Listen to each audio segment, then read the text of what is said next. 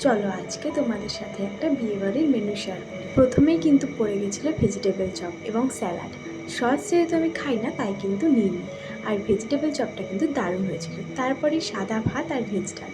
Veg ডাল খেতে কিন্তু আমার অসাধারণ লাগে, তোমাদের কেমন লাগে কমেন্টে কিন্তু জানিও। আর তার সাথে আলুর চিপস। ডাল দিয়ে ভাত খেতে না খেতেই কিন্তু আমার পাতে পটল চিংড়ি পড়ে গেছিলো। আর দেখো চিংড়ির সাইজটা কত বড়। বিয়ে বাড়িতে পটল চিংড়ি আর এঁচোড় চিংড়ি খেতে কিন্তু আমার বেশ ভালো লাগে। পটল চিংড়িটা খেতে কিন্তু দারুণ হয়েছিল। তারপরেই কিন্তু চলে এসেছিলো আমার পছন্দের বাসন্তী পোলাও এবং তার সঙ্গে চিকেন কষা। চিকেন কষা দিয়ে বাসন্তী পোলাও খেতে কিন্তু আমার অসাধারণ লাগে। চলো এবার খাওয়া যাক। তোমাদের বাসন্তী পোলাওয়ের সাথে চিকেন না মাটন কোনটা বেশি ভালো লাগে কমেন্টে কিন্তু অবশ্যই জানিও।